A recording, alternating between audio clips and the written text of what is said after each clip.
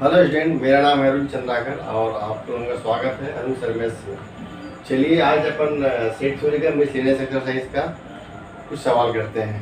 ठीक है, इसके पहले वीडियो में मैंने एक्सरसाइज मिसलेनियस एक्सरसाइज का क्वेश्चन 13 से लेकर 16 तक के सॉल्व कराया था। आज मैं इसका दूसरा पार्ट लेके आया हूँ सेट थ्योरी का मिसलेनियस एक्सरसाइज में, जो 1 से देखते हैं जहाँ तक के मैंने 4-5 क्वेश्चन उसका एक वीडियो बना के आप लोगों को लाया हूँ मैं आप लोगों को, है ना। तो ठीक है, देखिए स्टार्ट करते हैं आज का video. Question number 1, decide among the following sets which are the subset of one and another. यहाँ पे जो क्वेश्चन दिया गया है इसमें ए बी सी और डी 4 सेट दिए हुए हैं।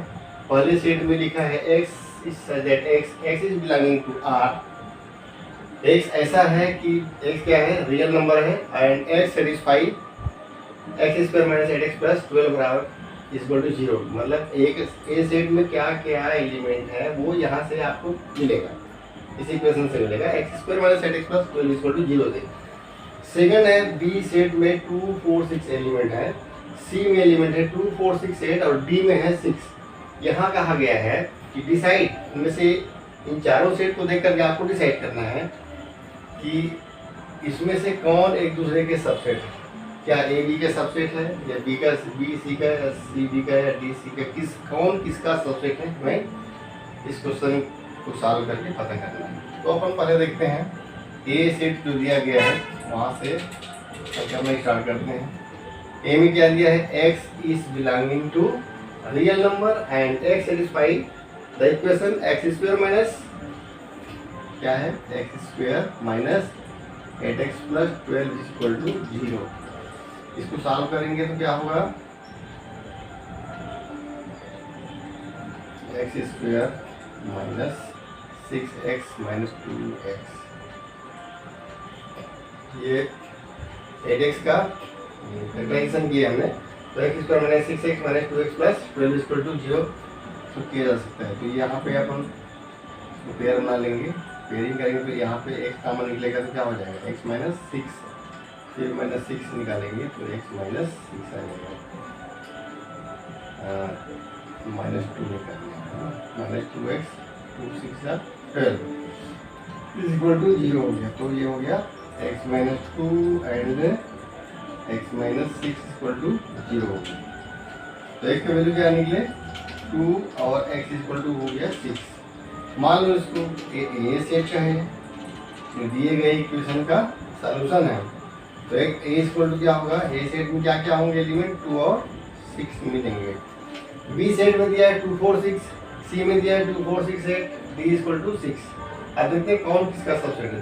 देखो ए इक्वल टू 2 6 दिया है, बी इक्वल टू 4 6 दिया है। अब एक बार फिर से ले लेता हूँ, B is equal to 2 4 6 given है, तो हम क्या देख रहे हैं 2 ए सेट का एलिमेंट 2 बी में है, 6 भी बी में है, यानी कि ए सेट में 2 एलिमेंट है और बी में 3 एलिमेंट, और ए के प्रत्येक एलिमेंट जो है बी सेट में बिलोंग कर रहे हैं। यानी क्या हो गया, ए सबसेट ऑफ बी लिख सकते हैं। इन दोनों सेट को देखो, इन दोनों सेट को देखने से क्या मिला हमको, A set is subset of B.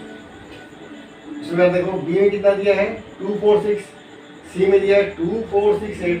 देखो बी का एलिमेंट 2 सी में है, 4 भी सी में है, 6 भी सी में है, और सी में 6 के अलावा भी 8 10 इत्यादि सब बहुत सारे हैं, है ना एलिमेंट। तो B is also subset of C, यहाँ लिख सकते हैं बी इज सबसेट ऑफ सी।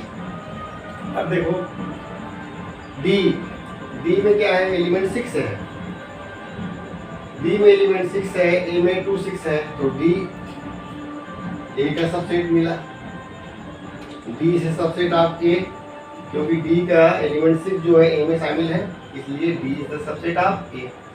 और सकते हैं डी इस प्रकार से डी के एलिमेंट बी में भी शामिल है, क्योंकि 2 4 6 और डी में लिखा है 6, यानी कि और जो डी का एलिमेंट 6 है बी में भी है, तो फिर यहाँ पे लिख सकते हैं D is also subset of B.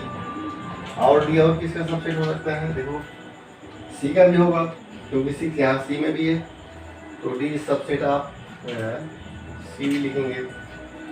और देखो और कौन किसके सबसेट हैं,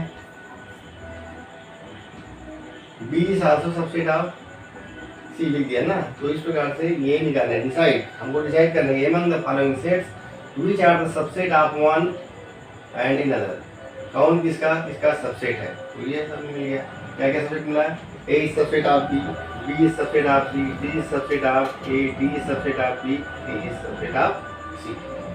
तो इस प्रकार से हमने ये सब सबसेट निकाल के दिखाया। अब देखो क्वेश्चन नंबर 2, क्या दिया गया, if x is belonging to a, x मान लिया है a से, a और b दो सेट है, देखो a is belonging to b है ना, a और b जो कैपिटल लेटर b के वो सेट है, और x क्या है, a का एक एलिमेंट है, याद रखना है x is the element of a। तो हमें लिखना कि x is belonging to a and a is belonging to b, और b के लिए a भी क्या हो गया, हालांकि a एक सेट है लेकिन b के लिए वो एलिमेंट बन गया है ना। तो हमको ये प्रूव करना है कि x is belonging to b, ये क्या स्टेटमेंट सही है फॉल्स है कि ट्रू, ये दिखाना है ना।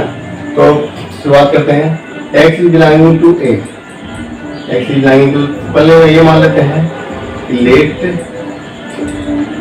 x इज इक्वल टू 1,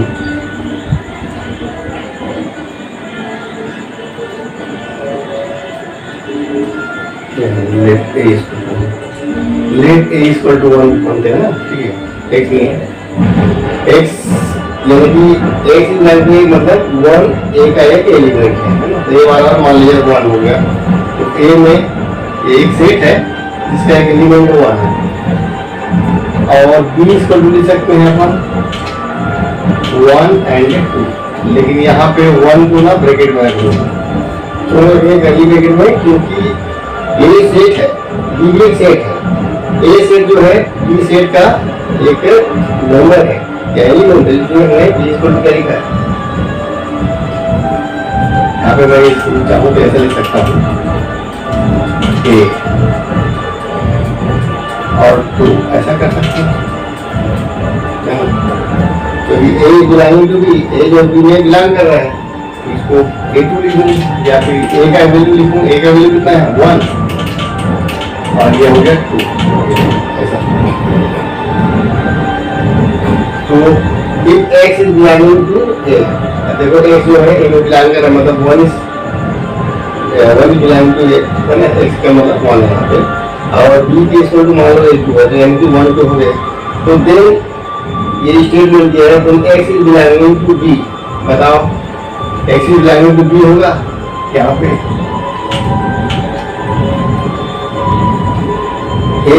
ए में क्या है 1 है, तो 1 is not belonging to B, 1 जो है बी का मेंबर नहीं है। हाँ, सेट ए जरूर है, सेट ए में 1 को यदि ब्रैकेट में कहा जाए तब तो है, लेकिन ओनली 1, सिंगल 1 जो एलिमेंट है, नॉट ए सेट, तो 1 is not belonging to B. तो हमें क्या पूछा गया, x is belonging to B, यहाँ पे 1 is not belonging to B, so it means याद ले सकते हैं, means x is not belonging to b, यानी कि अपने मतलब दिस स्टेटमेंट इज फॉल्स, ये है फॉल्स स्टेटमेंट, क्योंकि हमको प्रूव करना था x is belonging to b, लेकिन प्रूव हो गया x is not belonging to b, इसलिए ये स्टेटमेंट फॉल्स स्टेटमेंट। क्वेश्चन 2 देखते हैं,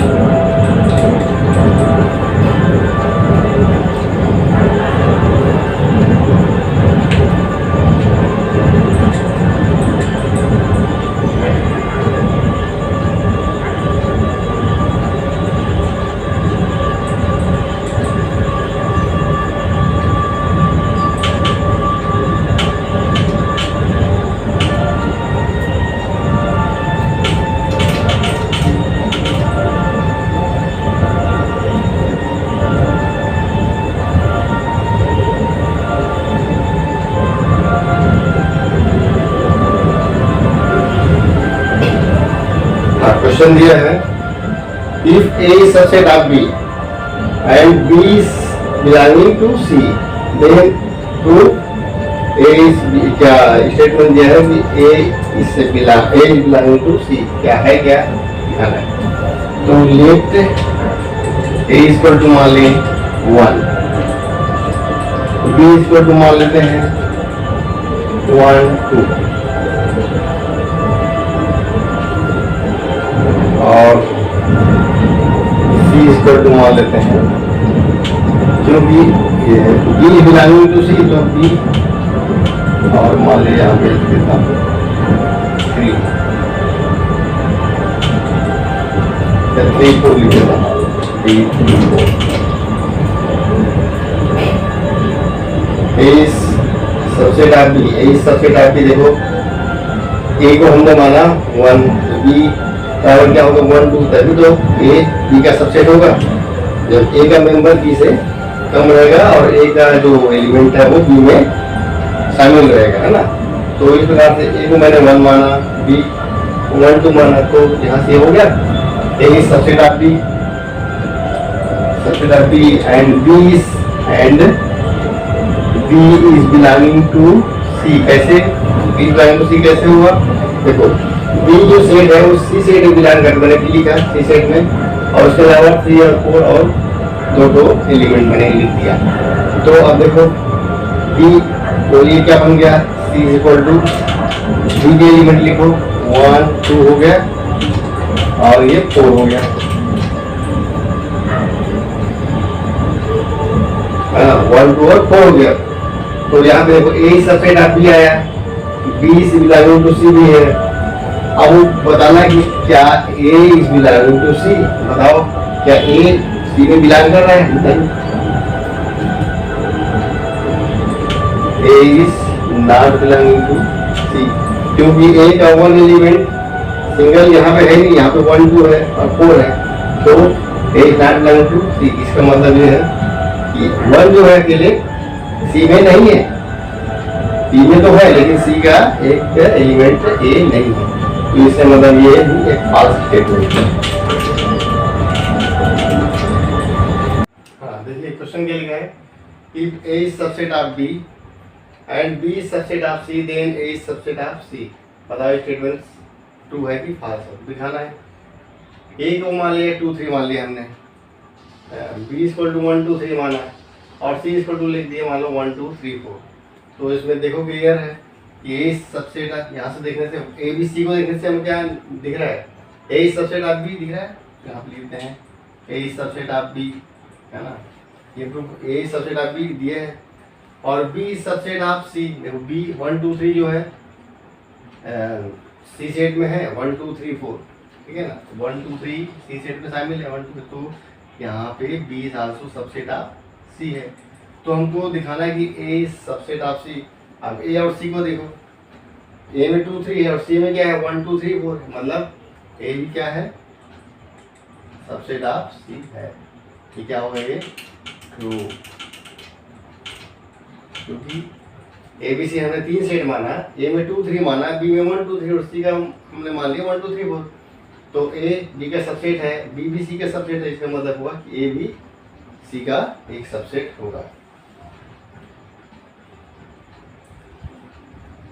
क्या ऐसे भी लिख सकते हैं, let x is belonging to A, मान लो एक्स जो है ए का एलिमेंट है, तो क्या होगा X also belonging to B होगा, क्यों, क्योंकि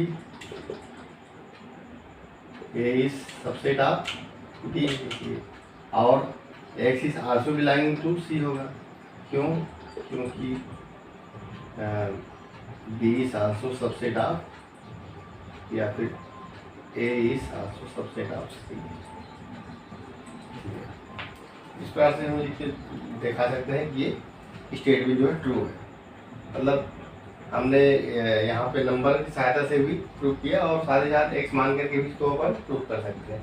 x is belonging to A और x is belonging to B है, देखो एक्स की यानी कि ए के जो मेंबर्स हैं वो बी में हैं, तो हमने ए में है तो x is belonging to B लिखा, और वही एक्स यानी कि 2 3 जो है सी में भी है 1 2 3 4 में, तो इसलिए एक्स इज बिलोंगिंग टू सी, यानी कि ये ट्रू स्टेटमेंट। ठीक है, अगला क्वेश्चन बढ़ते हैं। यहाँ पे लिखा है if A is not subset of B and B is not subset of C, then क्या A is not subset of C होगा? यानी A B का सबसेट नहीं है, B C का सबसेट नहीं है, तो क्या A B C का सबसेट नहीं होगा? ऐसा लगता है ना, जैसे A B का मेंबर नहीं है या B C का नहीं है, तो दोनों के हिसाब से, दोनों की सहायता से सिद्ध कर सकते हैं कि A B C का सबसेट नहीं होगा। ऐसा देखने में लगता है, लेकिन क्या सचमुच में है कि नहीं, इसको देखते हैं। ए को मान लिया ए के मेंबर है या एलिमेंट 1 2, बी सेट के एलिमेंट है 3 4 और सी सेट के एलिमेंट मान लिया 1 2 5। अब देख रहे हैं यहाँ से मानने के हिसाब से हमने यहाँ पे एलिमेंट जो माना है उसमें देखो A is not subset of B. देखो ए का एलिमेंट 1 2 बी में नहीं है, क्योंकि बी में 3 4 है, तो यहाँ पे तो हो गया A is not subset of B, is not the subset of B हुआ। हाँ, इसी प्रकार बी के एलिमेंट जो 3 4 है, सी में क्या है 1 2 5 है, यानी बी के एलिमेंट भी सी में नहीं है, यानी कि B is not the subset of C. Subset क्या होता है? सबसेट का मतलब ये है कि वो एलिमेंट है किसी सेट के एलिमेंट दूसरे सेट में पूरे रहना चाहिए, तभी सबसेट होता है ना, नहीं तो नहीं होता। एक भी एलिमेंट नहीं रहा तो भी सबसेट नहीं होता। यहाँ तो दोनों ही एलिमेंट नहीं है, 3 4 सी में नहीं है, 1 2 5 है, तो B is not subset of C. लेकिन यहाँ पे देख रहे हो ए का एलिमेंट 1 2 जो है सी में है 1 2 5, बट हमने जो एग्जाम्पल माना है तो ए इज सबसेट ऑफ सी है, क्योंकि ए के एलिमेंट 1 2 है जो सी में 1 2 5 है, यानी ए इज सबसेट ऑफ सी। जबकि स्टेटमेंट क्या दिया है? A is not subset of C, तो हमारा जो स्टेटमेंट है वो कंट्राडिक्ट कर रहा है, मतलब विरोधाभास है। इसका मतलब क्या है? This is false statement.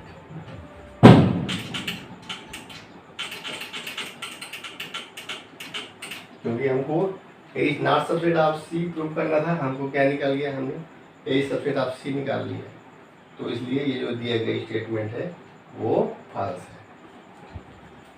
ठीक, तो सब देखते हैं।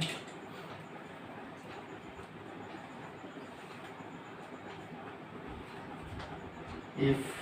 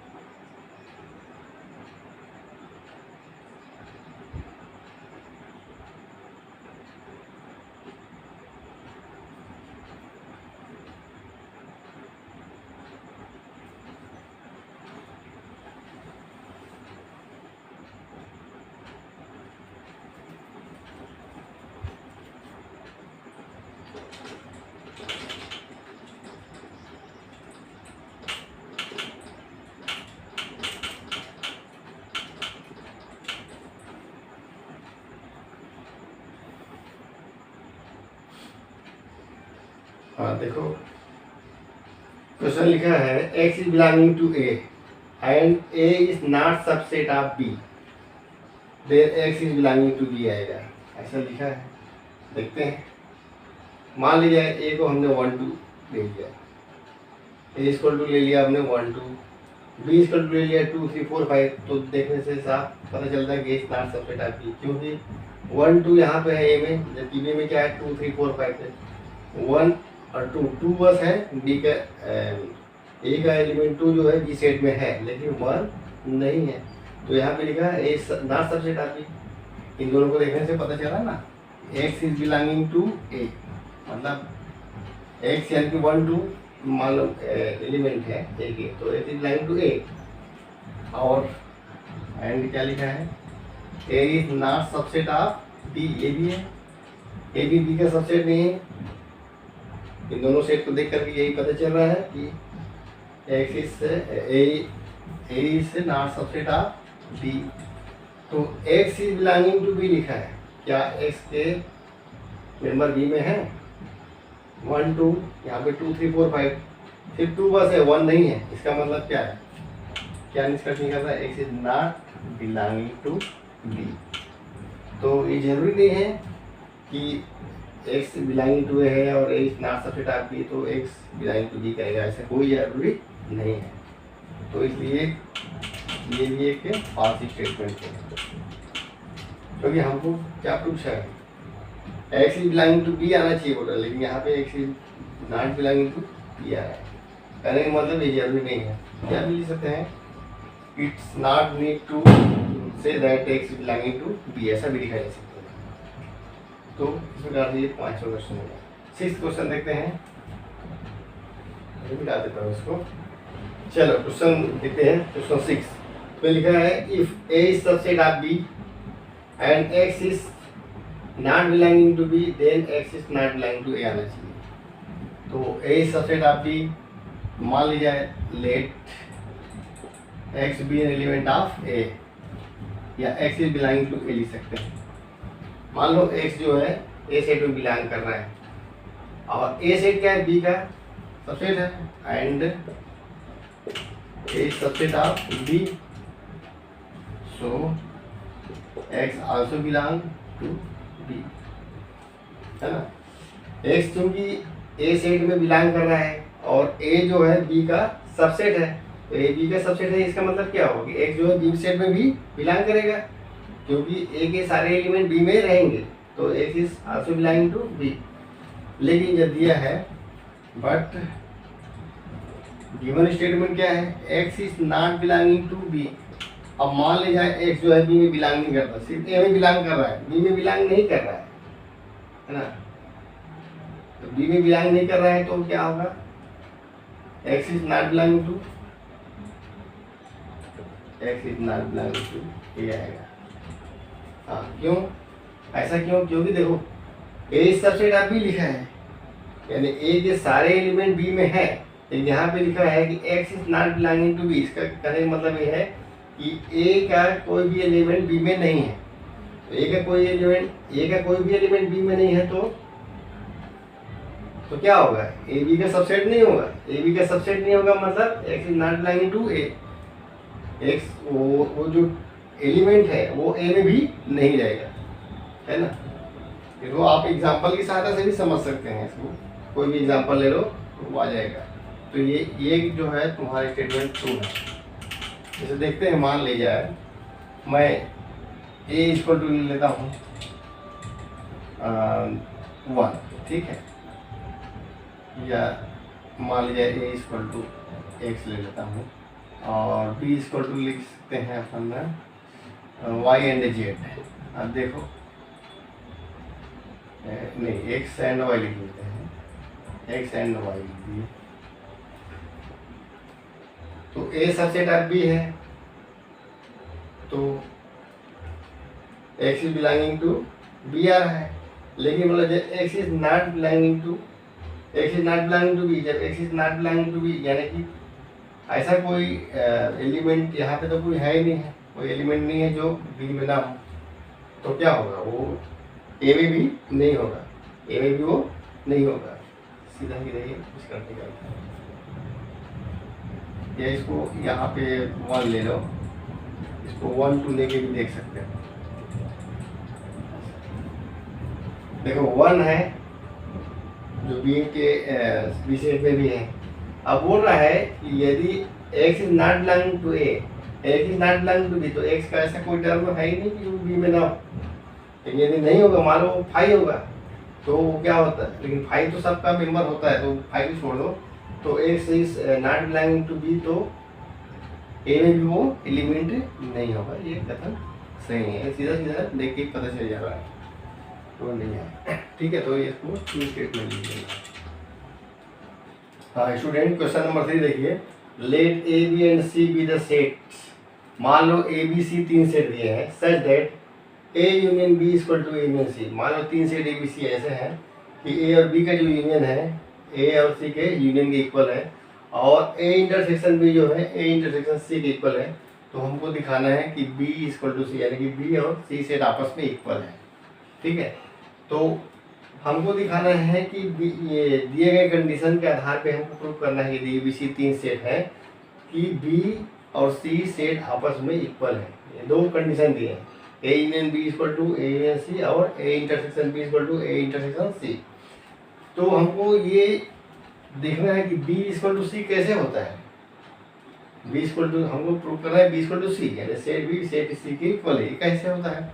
हम जानते हैं कि सबसेट के डेफिनेशन जानते हैं कि यदि बी सी का सबसेट हो और सी बी का सबसेट हो जाए, यदि बी सी का और सी बी का भी सबसेट हो जाए, तभी दोनों एक दूसरे के सबसेट हो तो दोनों सेट इक्वल हो जाते हैं।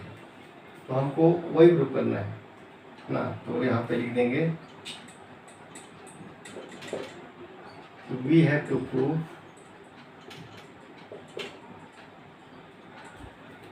B is subset of C and C is subset of B।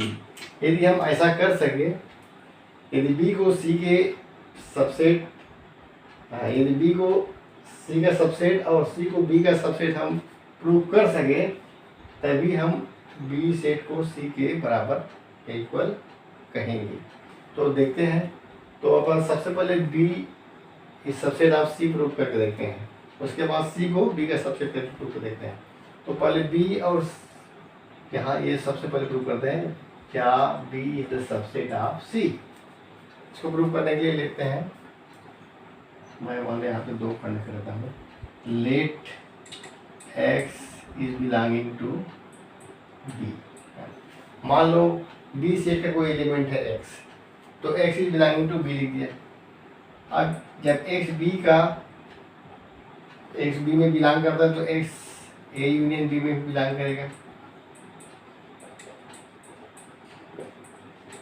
है ना। एक्स बी में ए यूनियन बी में बिलोंग करेगा, है ना। क्यों? क्योंकि ए यदि एक्स बी में है तो एक्स ए यूनियन बी में भी होगा ही होगा। यूनियन है ना, यूनियन में एक्स रहना ही है, बी में है तो ए यूनियन बी में रहना ही है, स्वाभाविक है। अच्छा, ए यूनियन बी में है तो अपन ये लिख सकते हैं x is belonging to A union B बराबर दिया है ए यूनियन सी, तो मैं इसको लिख सकता है ए यूनियन सी में भी है। अब ए यूनियन सी का मतलब क्या होता है? एक्स या तो ए में बिलोंग कर रहा है और एक्स या तो सी में बिलोंग कर रहा है। एक्स या तो ए में बिलोंग कर रहा है या एक्स या तो सी में बिलोंग, लेकिन हमने पहले क्या माना था एक्स बी में बिलोंग कर रहा है और यहाँ पे एक्स ए में ही बिलोंग कर रहा है। इसका मतलब क्या है? X is belonging to A intersection B, या बी इंटरसेक्शन नहीं बोल सकते हैं।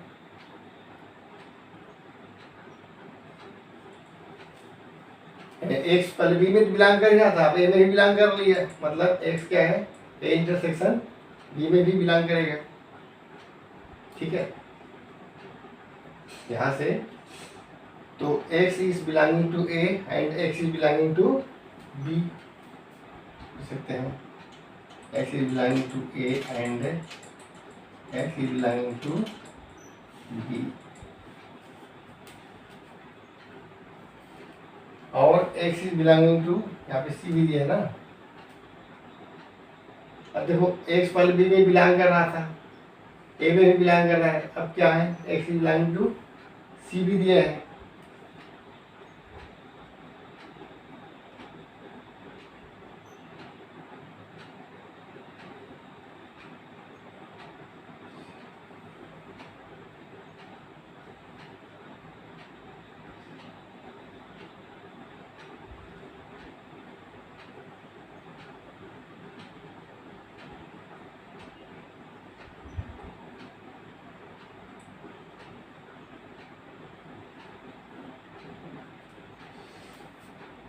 लिख सकते हैं x is belonging to A intersection B, तो लिख सकते हैं x is belonging to A intersection B का मान क्या दिया? ए इंटरसेक्शन सी दिया है। देखो A intersection B equal to A intersection C दिया है, तो हम x is belong to A intersection B है, तो एक्स क्या एक्स ए इंटरसेक्शन सी में भी बिलोंग करेगा। तो हम इनको लिख सकते हैं एक्स बिलोंग कर रहा है ए से एंड एक्स बिलोंग कर रहा है सी से। यहाँ पे भी देखो, इस कंडीशन में भी देखना, एक्स इज बिलोंग टू, जब ए यूनियन सी दिया है तो x is belong to A और एक्स इज बिलोंग टू सी। यहाँ पे भी एक्स इज बिलोंग टू सी आ गया, ये भी वही है, ठीक है। तो पहले एक्स बिलोंग टू बी कर रहा था, अब एक्स बिलोंग टू सी कर रहा है, यानी कहने का मतलब ये है कि बी इज सबसेट ऑफ सी। जो पहले एक्स बी में बिलोंग कर रहा था वो अब एक्स जो है सी में बिलोंग कर, यहाँ से भी कंडीशन क्या वेरीफाई हो रहा है, देखो यहाँ से भी और यहाँ से भी दोनों जगह से वेरीफाई हो रहा है। हमने ये दोनों कंडीशन को दिया, देखो x B subset of C. कैसे शुरुआत करते हैं फिर से, x is belonging to B मान के चलते हैं, हमको क्या प्रूव करना है, बी सबसेट ऑफ सी। कैसे करेंगे, यदि एक्स बी में है तो हम यदि सिद्ध कर दिए या प्रूव कर दें कि एक्स सी में भी है तो बी सी का सबसेट हो जाएगा। तो मान लेते हैं कोई एक्स एलिमेंट है जो कि बी सेट में है, तो x is belonging to B, इसका मतलब एक्स इज बिलोंगिंग टू क्या होगा, ए यूनियन बी भी हो जाएगा, है ना। जब एक्स बी में है तो एक्स ए यूनियन बी में रहना ही है। अब ए यूनियन बी किसके बराबर है, ए यूनियन सी के बराबर है। देखो A union B equal to A union C दिया है, गिवन कंडीशन है, तो हमने ए यूनियन बी की जगह लिख दिया ए यूनियन सी। तो x is belonging to A union C, X is belonging to A union C का मतलब है कि एक्स या तो ए में बिलोंग कर रहा है या एक्स जो है सी में बिलोंग कर रहा है। अब तो x is belonging to A और x is belonging to C लिखा। अब देखो x is belonging to A, यहाँ पे क्या दिया था, x is belonging to B माना था हमने, यहाँ पे ए एक्स बिलोंग कर रहा है ए से, इसका मतलब है कि बी में भी बिलोंग कर रहा है एक्स और ए में भी बिलोंग कर रहा है, तो मैं इसको लिख सकता हूँ x is belonging to A intersection B, दोनों में बिलोंग कर रहा है, पहले बी में भी था ए में भी था, मतलब दोनों में ही बिलोंग कर रहा है, तो इसको इंटरसेक्शन लिखते हैं। X is belonging to B and x is belonging to A, so x is belonging to A intersection B. अब ए इंटरसेक्शन बी को क्या लिखा गया है, ए इंटरसेक्शन सी लिखा गया है, तो एक्स क्या करेगा, X is belonging to A intersection C भी हो जाएगा। अब मैं इसको लिख सकता हूँ x is belonging to A and x is belonging to C. अब यहाँ से भी क्या दिया है, x is belonging to C, ये देखो यहाँ से भी एक्स बिलोंग कर रहा है सी में, यहाँ से भी एक्स बिलोंग कर रहा है सी में, और पहले एक्स बिलोंग कर रहा था, पहले बी में था वो अब सी में भी बिलोंग कर रहा है, पहले एक्स जो बी में बिलोंग कर रहा था अब वो सी में भी बिलोंग कर रहा है, यहाँ से और यहाँ से। तो इसका मतलब क्या है, बी में ही बिलोंग कर रहा है और सी में ही बिलोंग कर रहा है एक्स, यानी कि बी सी का एक सबसेट होगा, है ना। समझिए इस बात को कि बी उसी स्थिति में क्या हो जाएगा, सी का एक सबसेट होगा, क्योंकि वो बी में भी है और सी में भी, इसका मतलब बी पक्का वो सी का सबसेट होगा। तो ये हो गया आपको पहला कंडीशन। अब दूसरा, हम इधर से तो हमने लेफ्ट साइड से कर लिया कि बी सबसेट ऑफ सी। अब यदि हम ऐसा ही सी सबसेट ऑफ बी भी प्रूव कर दें तभी तो बी बराबर सी निकलेगा। तो अब देखते हैं, अब इसको इस कंडीशन को देखते हैं, ये वाला होता है कि नहीं होता है, सी सबसेट ऑफ बी। तो लेते हैं, मान लो let y is belonging to C, मान लीजिए y क्या है, अब सी में बिलोंग कर रहा है ना। पहले क्या करता है, b is belonging to C में हमने x A belonging to B माना था, तो वैसे ही अब सी सबसेट बी प्रूव करना है, तो हम क्या करेंगे, y is belonging to C लेके चलते हैं। जब y is belonging to C लेंगे तो y is belonging to A union C होगा ना, y belonging to A union C होगा। अब ए यूनियन सी क्या दिया है, ए यूनियन बी, तो y is belonging to A union B भी हो जाएगा। या y belonging to A union B है तो क्या लिख सकते हैं, y is belonging to A और y is belonging to B लिख सकते हैं। अब यहाँ देखो y पहले सी में था, अब y ए में भी है, यानी कि y is belonging to C and A, यानी कि सी इंटरसेक्शन ए हो जाएगा, सी इंटरसेक्शन ए या ए इंटरसेक्शन सी, एक ही मतलब है। अब हम इसको लिख सकते हैं y is belonging to A intersection C या सी इंटरसेक्शन ए को ए इंटरसेक्शन बी लिखा जा सकता है।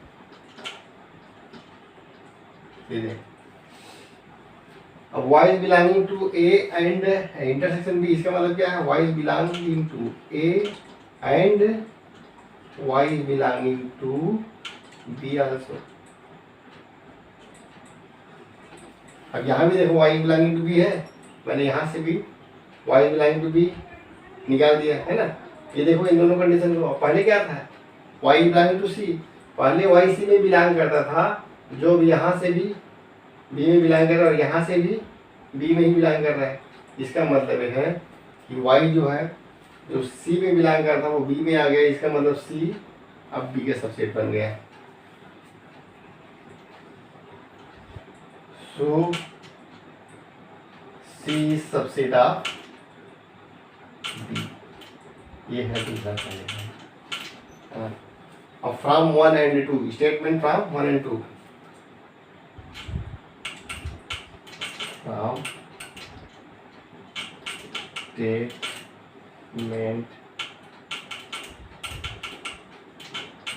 1 and 2, B is subset of C and C is subset of B, so B is equal to, इस प्रकार से जब B C का सबसेट हो गया और C B का सबसेट हो गया, तो इसका मतलब है कि B और C दोनों ही इक्वल सेट है। ये थोड़ा कठिन जरूर है, लेकिन हमको ऐसे ही इसको प्रूव करके दिखाना है, ठीक है, तभी हमको नंबर मिलते हैं, या कहा जाता है कि हाँ हम सेट के बारे में सही जानकारी है। हम उसे चाहें तो एग्जाम्पल द्वारा भी 1 2 3 इत्यादि लेकर के बी में सी, ए बी सी में सेट लेके भी बना सकते हैं, लेकिन हमको वैसा प्रूफ नहीं करना है। हमको इस प्रकार से कोई एक्स को एलिमेंट मान करके, जो बी का हो या फिर सी का हो, इस प्रकार से मान करके हमको प्रूफ करना पड़ता है। यानी कि हमको यदि b इक्वल टू c बनाना है, तो हमको मालूम होता है कि b यदि c का सबसेट हो और c भी b का सबसेट हो, तभी दोनों इक्वल होते हैं। और इसी कंडीशन को हमने यहाँ पे वेरीफाई किया है, और वेरीफाई करके हमने प्रूव कर दिया कि b and c are subset of each other, so b equal to c, ठीक है। तो इसको आप लोग नोट कर लीजिए, ये बहुत काम की चीज़ है। ये इस प्रकार से ये क्वेश्चन है, बहुत इंपॉर्टेंट होते हैं, ठीक है। देखते हैं अगले क्वेश्चन की ओर। हाँ, क्वेश्चन दिया है question 4, so that the following 4 condition are equivalent. ये 4 कंडीशन दिए हैं और हमको दिखाना है कि ये चारों ही जो कंडीशन है वो इक्विवेलेंट है, मतलब सेम, वो सेम स्टेटमेंट है। ए सबसेट ऑफ बी यदि दिया है, पहला क्या दिया है, ए सबसेट ऑफ बी है, तो इसका मतलब A minus B equal to 5 होगा, या A union B equal to B, या A intersection B equal to A prove करना है। तो देखो मान लीजिए ए सबसेट ऑफ बी है, ए सबसेट ऑफ बी मतलब ए के सारे एलिमेंट पी में होंगे। A subset B it means all elements of A are in B, ठीक है। तो ए सबसेट बी, इसका मतलब क्या है कि ए के सारे एलिमेंट बी में रहेंगे। दूसरा कंडीशन क्या है, यदि ए बी का सबसेट है, इसका मतलब क्या होगा, दूसरा इफ, क्योंकि क्या है ए सबसेट ऑफ बी, इसका मतलब A minus B equal to आई होगा, यानी ए के लिए ए माइनस बी, यानी ए में तो है लेकिन बी में नहीं है, तो ऐसा तो है ही नहीं ना, ए में जो है वो बी में भी है, तो इसका मतलब क्या है, ये 5 ही होगा, A minus B equal to 5 निकलेगा, ये भी प्रूफ हो गया। A subset of B it means A minus B equal to 5। और तीसरा कंडीशन क्या है, A union B equal to B, ये कैसे होगा, यदि ए और बी दो सेट हैं, दोनों का यूनियन बनाए तो क्या होगा, बी आएगा। जैसे मान लीजिए लेट ए इक्वल टू क्या कर देते हैं 1 2, बी इक्वल टू लिख देते हैं 1 2 3,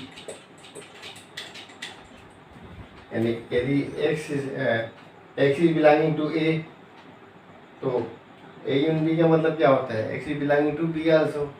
तो x is belonging to A union B, यानी कि वो बी होगा। अब देखो ना, ए यूनियन बी निकालो। ए यूनियन बी में क्या क्या आएंगे, 1 2 3 आएगा। 1 2 3 का मतलब बी आ गया, ठीक है। तो यदि ए को 1 2 1 है और बी इक्वल टू 1 2 3 है, तो ए यूनियन बी बराबर क्या होगा, 1 2 3 तो आया ना, जो कि बी है। तो ये भी फुलफिल हो गया। और चौथा क्वेश्चन है A intersection B. A intersection B और ए, ये कैसे होगा, देखो यहीं से निकाल सकते हैं अपन। ए बराबर 1 2, बी बराबर 1 2 3, तो ए इंटरसेक्शन बी कितना हो जाएगा, 1 2 होगा, क्योंकि इंटरसेक्शन है ना 1 और 2। यहाँ पे ए में भी रहेगा, बी में भी रहेगा, तो 1 और 2 इसके कॉमन एलिमेंट है। तो ए इंटरसेक्शन बी 1 2, 1 2 यानी क्या है, ए है, तो इसलिए हो जाएगा intersection B equal to A. इस प्रकार से चारों ही स्टेटमेंट एक दूसरे के equivalent. So we can say that all 4 condition are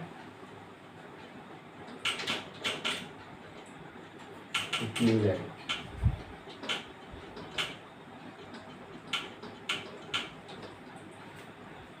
ठीक है, तो ये है क्वेश्चन नंबर 7। क्या गया कि is it true for any set A and B, power set A union power set B is equal to P A union B. क्या power set A और पावर सेट बी का union जो है अलग अलग है ना, वो पावर सेट ए और पावर सेट बी का union power set A union B के इक्वल है क्या, इसको जस्टिफाई करना सर, आपको इसको बना के जस्टिफाई करना है कि ये जो स्टेटमेंट है क्या जरूरी है या नहीं जरूरी है ना। तो देखते हैं power set A and power set B. मान लीजिए ए सेट में 2 एलिमेंट है 1 2, और बी सेट में है 2 एलिमेंट है 3 और 4। तो पावर सेट ए निकालें। पावर सेट ए बराबर क्या हो जाएगा, पावर सेट ए मान पहले तो 5 होता है ना, क्योंकि 5 हर सेट का पावर सेट होता है। तो 5 पहला, दूसरा क्या हो जाएगा 1 2 1 एंड 2। फिर का पावर सेट बी यदि निकालेंगे, ये हो जाएगा 5 3 4 एंड 3 4। ये देखो पावर सेट कितना हो गया 5 1। पावर सेट क्या है, पावर सेट किसी भी सेट के सबसेट को कहा जाता है। तो किसी भी सेट क्या है 1 2, 1 2 का पावर सेट क्या क्या होंगे 5 1 2 एंड 1 2। उसी प्रकार 3 4 एक सेट है, इसका पावर सेट होगा जो कि पावर सेट आप बी कहलाएगा, और वो होगा 5 3 4 3 एंड 4। अब ए यूनियन बी ले लेते हैं। ए यूनियन बी क्या हो जाएगा 1 2 एंड 3 4, 1 2 3 एंड 4 हो जाएगा। अब इसका भी पावर सेट निकाल के देखते हैं। Power set of A union B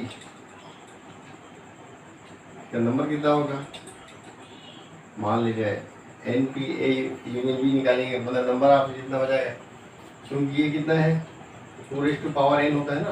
power set में कितने एलिमेंट होंगे, वो 2 पावर एन फार्मूले से ज्ञात होता है।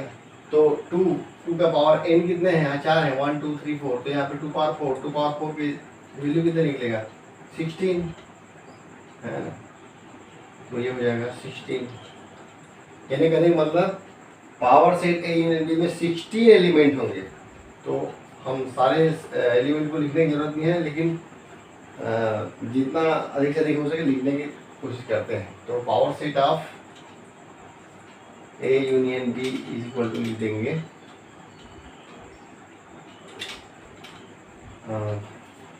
1 2 3 4 से देखते हैं। पहला होगा 5, फिर उसके बाद 1 2 3 4 और 1 2 2 3 3 4 और वैसे कुल मिला के उसमें 16 एलिमेंट लिखे हैं। हमने कितने एलिमेंट लिखे? 1 2 3 4 5 6 7 8 एलिमेंट तक मैंने लिखा हुआ। 8 एलिमेंट अभी और आएंगे। अब देखते हैं क्या ये दोनों बड़ा इक्वल है। पावर सेट ए, अब यहाँ पे निकालते हैं, मैं क्या निकालूँ? Power set A union power set भी अलग से निकालता हूँ। देखता P A union P B, P A union P B कितना हो जाएगा? 5 1 2 स्मॉल ब्रैकेट में लिखा जाता है और 1 2 और 5 2 1 2, ये 5 को डबल तो लिखेंगे, जरूरत नहीं है, 3 आ जाएगा और 4 एंड 3 4, इतने ही तो आएंगे इसमें एलिमेंट। ठीक है, power set A union power set B में। अब देखो power set A union B में कितने आएंगे? 1। देखो इसमें अब हमको क्या निकालना है? क्या दोनों बराबर है? ये और ये मान लो स्टेटमेंट 1 है और ये आपको 2 है। तो देखना P power set of A union B और power set A union power set B, अब बी में देखो क्या ये दोनों इक्वल है क्या? देखो 5, हाँ 5 1 2 1 2 1 एंड 2 1 एंड 2 3 3 भी है, 4 4 भी है। अब देखते हैं यहाँ पे 1 2 3, ये देखो ये 2 3, power set of A union B में 2 3 है, जबकि power set A union power set B में 2 3 नहीं है। उसी प्रकार 3 4, देखो 3 4 तो है लेकिन 2 3 ये एलिमेंट यहाँ पे नहीं है। इसका मतलब क्या है? इसका मतलब ये है कि ये दोनों equal, 1 and 2 are not equal. From statement 1 from 1 and 2 PA union PB is not equal to PA union PA union B, है ना? क्योंकि देखो 2 3 जो कि power set A union B का एक एलिमेंट है, यहाँ पे यहाँ power set A union power set B में नहीं है। देखो देख लीजिए पूरा, क्योंकि इसमें 7 एलिमेंट है, 1 2 3 4 5 6 7, यहाँ पे तो 16 एलिमेंट आएंगे। तो ये 2 3 इसमें यहाँ पे और क्या 1 2 3 भी आएगा जो कि इसमें नहीं मिलेगा।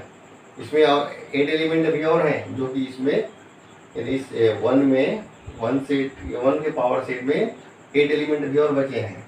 उसको हम लिखना था लेकिन लिखे नहीं है, तो इसमें यहीं से स्टार्ट हो गया। 2 3 नहीं है, तो 2 3 नहीं है, तो सीधे सीधे देख के ही ये पता चल रहा है कि ये दोनों इक्वल नहीं है। इसी प्रकार से यहाँ पे 1 2 3 आएंगे, है ना, 2 3 4 आएंगे, वो सब यहाँ पे आपको नहीं मिलेंगे स्टेटमेंट नंबर 2 में। तो इससे हमें ये निष्कर्ष निकलता है कि power set A union power set B is not equal to P A union B. ठीक है, तो इस प्रकार से इसको हम बनाएंगे। ओके, बढ़ते हैं अगले क्वेश्चन की ओर।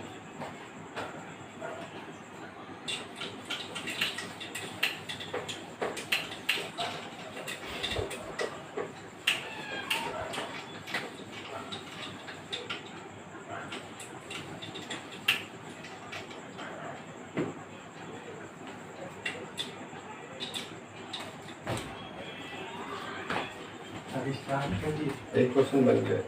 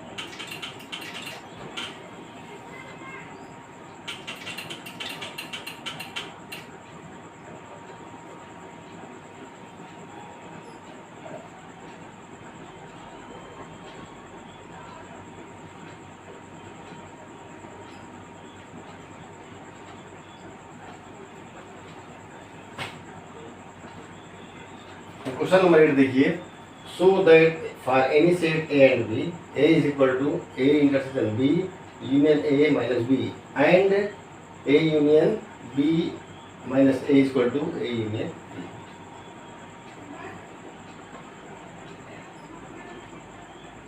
तो हाँ, मैं ये प्रूव करना है, ए इज इक्वल टू इतना है ना, ठीक है, देखते हैं।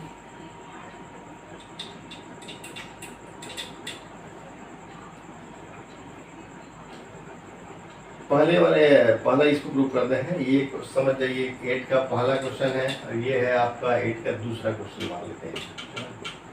तो पहले पार्ट को हल करना है, A equal to A intersection B union A minus B. देखते हैं होता है कि नहीं होता है।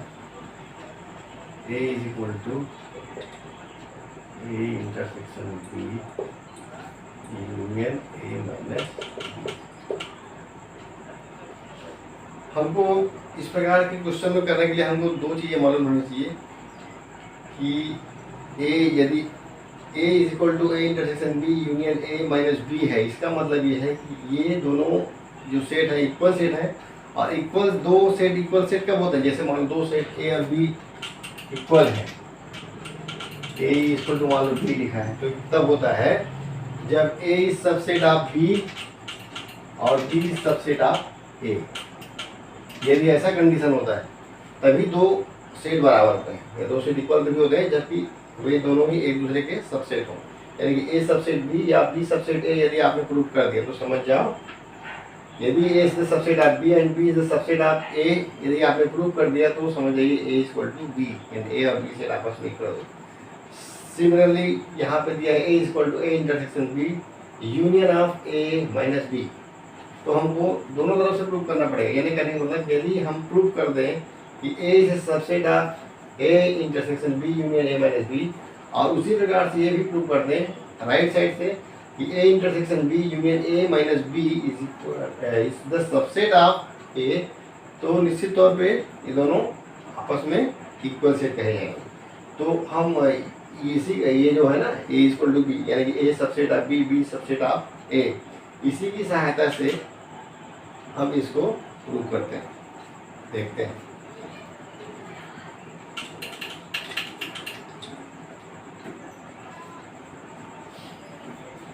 लेट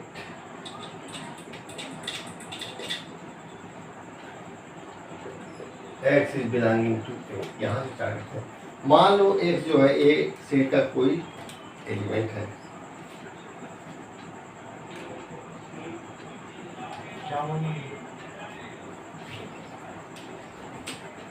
वीडियो के बीच में डिस्टर्ब ना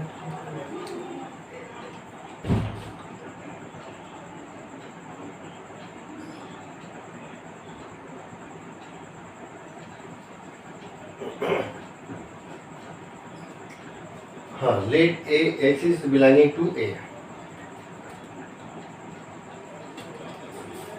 x is belonging to A है, तो हम ये भी लिख सकते हैं कि x is belonging to A union B, ऐसा लिखा जा सकता है। X is belonging to A, मैंने लेफ्ट साइड लिया, x is belonging to A, तो एक्स इज बिलोंगिंग टू क्या कर सकता हूँ मैं, ए यूनियन बी। तो यहाँ पे अपन लिख सकते हैं इसको, x is belonging to A और x is belonging to B, ठीक है।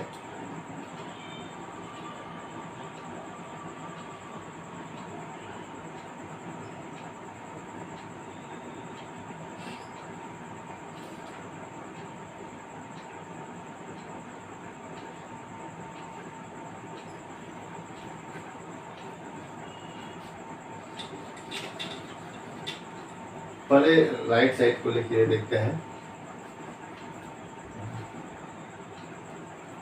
Late x is belonging to A intersection B union A minus B,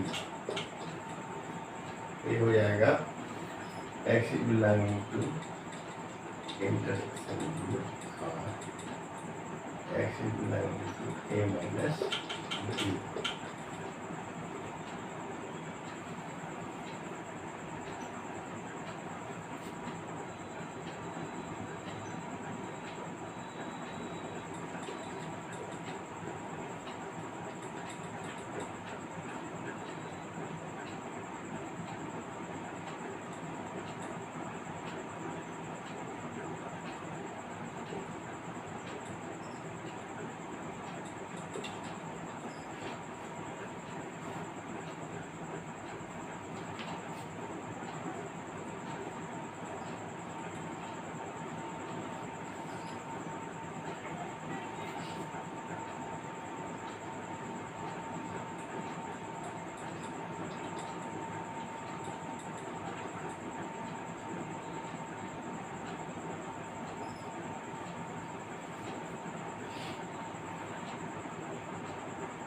तो देखिए सॉल्व कैसे करते हैं। मान लीजिए हमने राइट साइड से स्टार्ट किया, राइट साइड में लिखा हुआ है intersection B union A minus B, तो let x is belonging to A intersection B union A minus B लिख के चलते हैं। तो ये क्या लिख सकते हैं अपन, x is belonging to A intersection B union A minus B, तो लिख सकते हैं x is belonging to A intersection B और x is belonging to A minus B. अब इसमें क्या लिख सकते हैं अपन, x is belonging to A and x is belonging to B, या फिर आर, इसके दो पार्ट हो गए ना, या तो इधर या फिर लिख सकते हैं इसको x is belonging to A and x is not belonging to B, मतलब ए में तो है लेकिन बी में नहीं है, तो क्या लिखते हैं x is belonging to A but x is not belonging to B. तो इन दोनों से क्या मिलता है, यहाँ से भी एक्स बिलोंगिंग टू ए आ रहा है, इधर से भी एक्स बिलोंगिंग टू ए आ रहा है, और पहले क्या था हमने क्या मान के चला था, x is belonging to A intersection B union A minus B, तो कितना हो जाएगा, यानी मतलब एक्स यहाँ पे बिलोंग कर रहा है, एक्स ए में भी बिलोंग कर रहा है, X A intersection B union A minus B में बिलोंग कर रहा है और एक्स ए में भी बिलोंग कर रहा है। इसका मतलब है ये जो पहला हमने जो एज्यूम किया था स्टार्टिंग, ये राइट साइड वाला, ये ए का एक सबसेट होगा, तो हम लिख सकते हैं इसको A intersection B union A minus B is subset of A, ऐसा हम इसको प्रूफ कर देते हैं। अब इसी प्रकार से हम ये लेफ्ट साइड को भी लेके चलते हैं, late y belonging to A, यहाँ पे x बिलोंगिंग टू, देखिए ना, तो लेफ्ट साइड देखते हैं late y belonging to A, तो late y belonging to A तो क्या लिख सकते हैं इसको, तो हम लिख सकते हैं y बिलोंगिंग टू b और y is not belonging to b, यानी y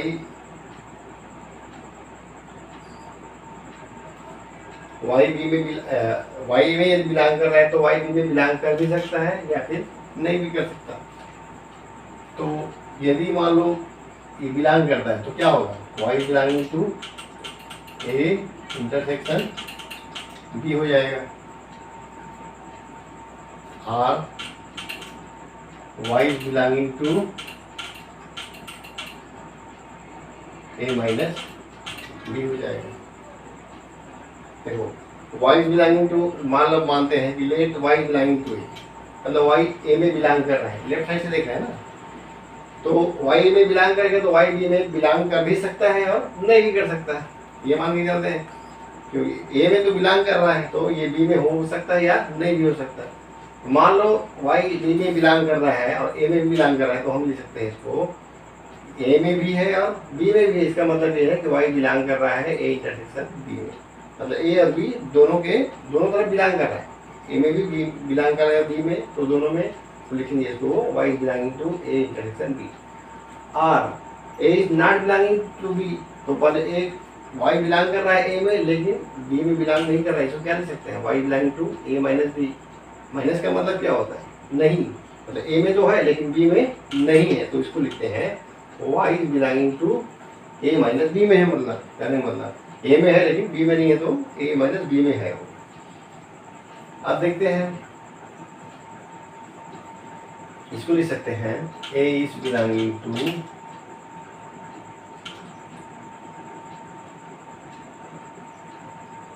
a intersection b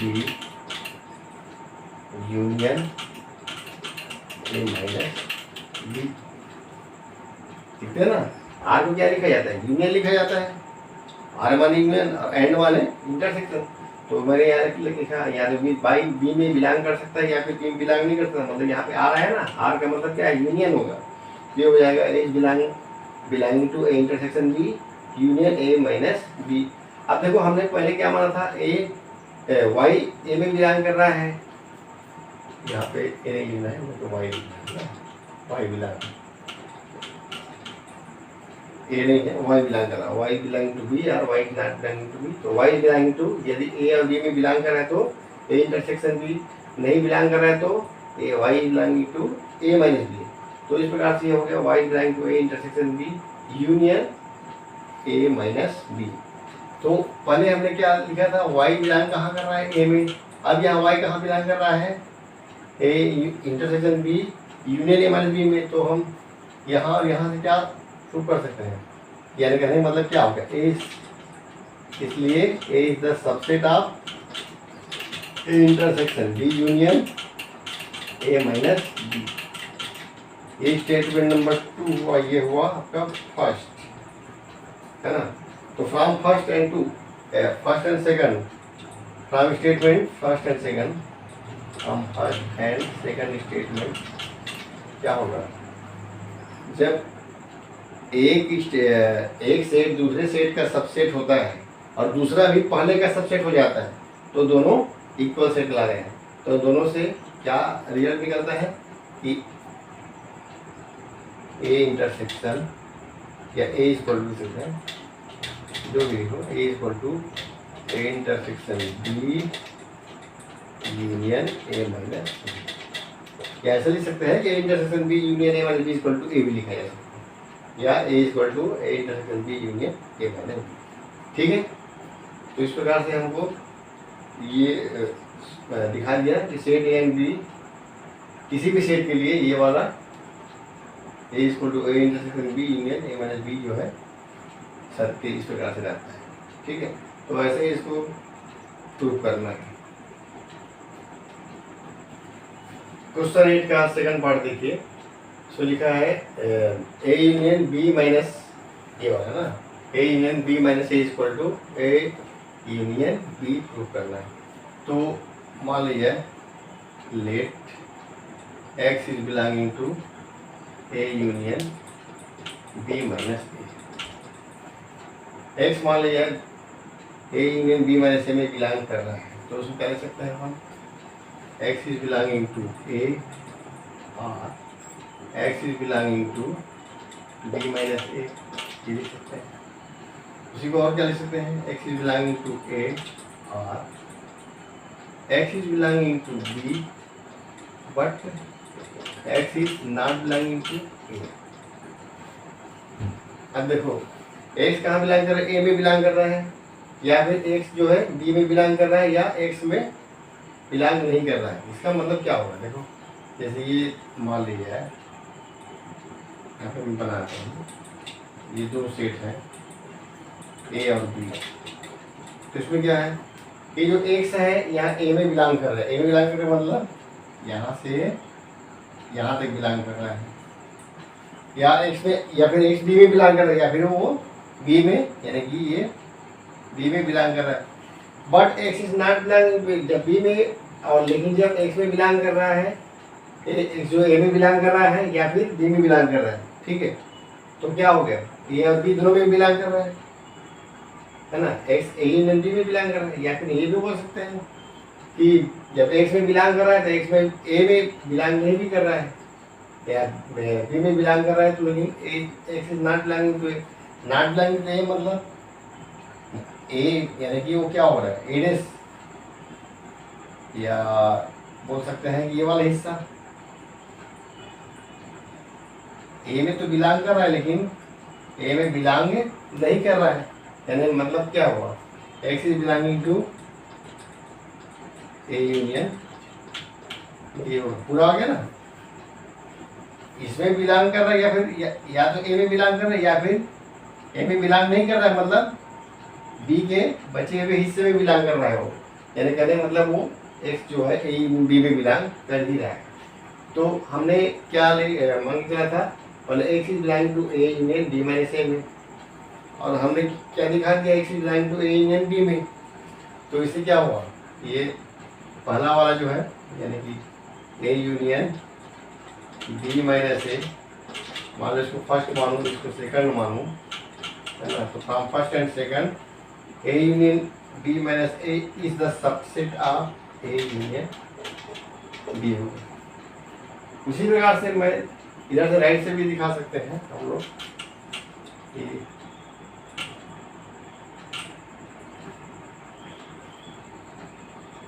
from the same way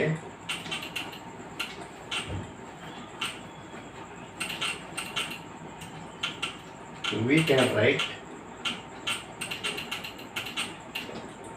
A union B is subset of A union B minus A भी दिखा सकते हैं।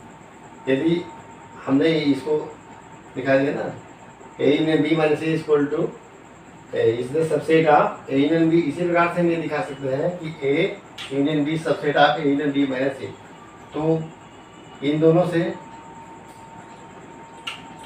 इसको मान लिया वन, इसको मान लिया पर two from 1 and 2, from 1 and 2 A union B minus A is equal to A union B। तो इस प्रकार से हमने दूसरा पार्ट भी प्रूव कर दिया। जैसे पहला पार्ट A बराबर A equal to A intersection B union A minus B prove किए थे, वैसे similarly A union B minus A equal to क्या हो जाएगा, A यूनियन B। ठीक है, पहला पार्ट देखिए, using property of set so that A union A intersection B equal to A। इसमें भी वैसे ही मान के चल रहा है कि हमने यदि A union B A intersection B को A का सबसेट और A को इसका सबसेट यदि हमने प्रूव कर दिया तो दोनों इक्वल होंगे। तो अपन मानते हैं let X is belonging to A union A intersection B, है ना। तो इसको अपन क्या लिख सकते हैं, X is belonging to A और X is belonging to A and X is belonging to B। तो इससे क्या होता है, यहाँ पे भी X बिलोंगिंग टू और यहाँ पे भी X बिलोंगिंग टू। इसका मतलब क्या है, X is belonging to A का मतलब क्या है, X is belonging to A, दोनों से ना। यहाँ से देखें X बिलोंगिंग टू, यानी X निश्चित तौर पे A में तो बिलोंग कर ही रहा है। और पहले इसमें हम क्या मान के रखे हैं, X यहाँ पे बिलोंग कर रहा है A union A intersection B। तो क्या होगा, ये इसका एक सबसेट होगा यहाँ से ना। दोनों X बिलोंग कर रहे हैं, X जो यहाँ पे बिलोंग कर रहे हैं यहाँ पे भी बिलोंग कर रहे हैं। इसका मतलब ये है कि ये वाला जो है ना A union A intersection B is the subset of ये। उसी प्रकार आप देखते हैं, मान लीजिए Y एक दूसरा एलिमेंट है जो कि बिलोंग कर रहा है A से। अभी हमने यहाँ इसको X को इससे बिलोंग किया और Y को A से बिलोंग करके देखते हैं, Y बिलोंगिंग टू A। तो Y भी बिलोंग कर रहा है तो Y जो है A यूनियन B से भी बिलोंग करेगा। Y A से बिलोंग कर रहा है तो A यूनियन B से भी बिलोंग करेगा। क्यों करेगा, क्योंकि भाई A तो बिलोंग कर ही रहा है, साथ ही साथ A यूनियन B में B के भी एलिमेंट होंगे, A और B दोनों के एलिमेंट होंगे, यानी कि Y belonging to A union B। अब जब Y belonging to A and Y is belonging to A union B, तो अपन इसको लिख सकते हैं Y is belonging to A intersection A union B। ठीक है, तो कहने का मतलब ये है कि यहाँ पे फल में Y को मान के चलते थे कि A भी बिलोंग कर रहा है। यहाँ पे क्या आ गया, A intersection A union B में भी बिलोंग कर रहा है। तो इसका मतलब ये हुआ कि A is subset of A intersection A union B। इसको मान लीजिए फर्स्ट स्टेटमेंट और इसको मान लें अपना सेकंड स्टेटमेंट। तो from statement 1 and 2 we can write A union A intersection B is equal to। तो इस प्रकार से हमको सेट प्रॉपर्टी ऑफ सेट लगा करके इनको बनाना है। और ये दोनों तरफ यानी A union A intersection B का सबसेट है और A जो है इसका A union A intersection B का सबसेट है, यानी दोनों एक दूसरे के सबसेट हैं। तो दोनों आपस में इक्वल होंगे, यानी दोनों आपस में इक्वल सेट होंगे। तो इस प्रकार से हमने पहला क्वेश्चन को प्रूव कर दिया। अब सेकंड देखते हैं।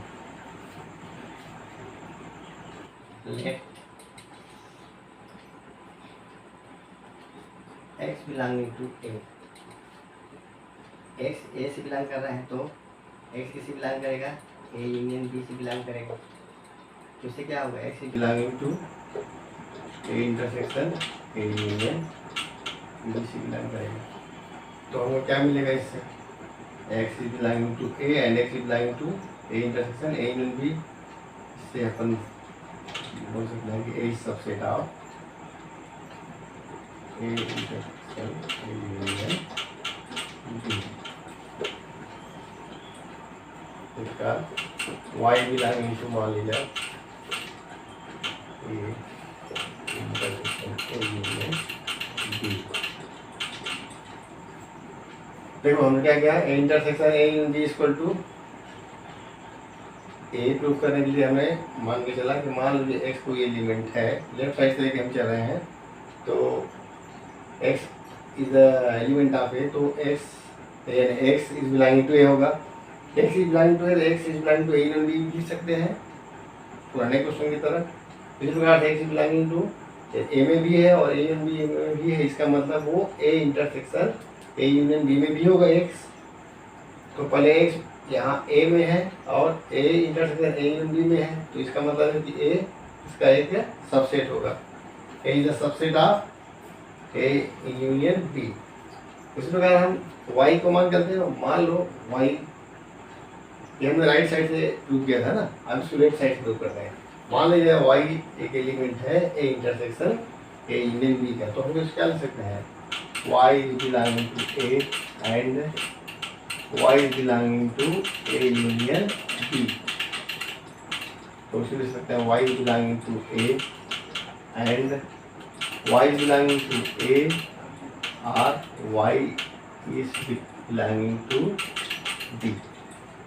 लिख सकते हैं y बिलोंग कर रहा है A से, यहाँ y बिलोंग कर रहा है A से या फिर B से, तो यहाँ दोनों से क्या निकलते हैं, यहाँ पे भी हमने y बिलोंग कर रहा है ए से, ये निकल रहा है।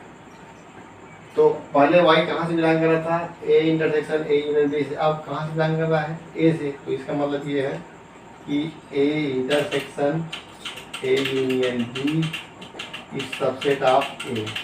इसको मान लो पहला स्टेटमेंट है, इसको मान लो सेकंड स्टेटमेंट। तो लिख सकते हैं from statement number 1 and 2 we can say that A intersection A union B is equal to A। बस ये ऐसे ही प्रूफ होना है, इसको प्रॉपर्टी के साथ हम ऐसे को प्रूफ कर सकते हैं। ठीक है, तो ये आपका क्वेश्चन नंबर 9 भी हो गया। क्वेश्चन नंबर 10 है, सो that A intersection B is equal to A intersection C need not imply B is equal to C। मतलब यदि A इंटरसेक्शन B और A इंटरसेक्शन C यदि दिया है इक्वल, तो ये जरूरी नहीं है कि B इक्वल टू C ही होगा। ऐसे देखने से लग रहा है ना कि B और C दोनों ही इक्वल होंगे तभी ऐसा होगा, लेकिन ऐसा कोई जरूरी नहीं है। ये नीड नॉट इम्प्लाई है ना, नीड नॉट इम्प्लाई, जिसको अपने दिखाना है कि क्या ये शर्त जरूरी है या नहीं है। देखते हैं, मान लीजिए हमने A को 1 2 मान लिया, B को 1 3 और C को 1 4 मान लिया, तो देखते हैं A इंटरसेक्शन B क्या हो जाएगा इससे, ए इंटरसेक्शन बी, तो 1 सिर्फ 1 है ना, इसमें 1 हो गया। उसी प्रकार ए इंटरसेक्शन सी देखो, ए इंटरसेक्शन सी में भी 1 है, और देखो बी और सी यहाँ पे बराबर है क्या, नहीं है, बी में 1 3 है और सी 1 4 है, तो यहाँ पे क्या हो रहा है, B is not equal to C. तो जरूरी है क्या, जरूरी नहीं है, मतलब हो भी सकता है नहीं भी हो सकता, यानी बी इक्वल टू सी हो भी सकता है और नहीं भी हो सकता। मतलब ये बोल सकते हैं कि आंसर क्या लिखेंगे इसका, if A intersection B is equal to A intersection C then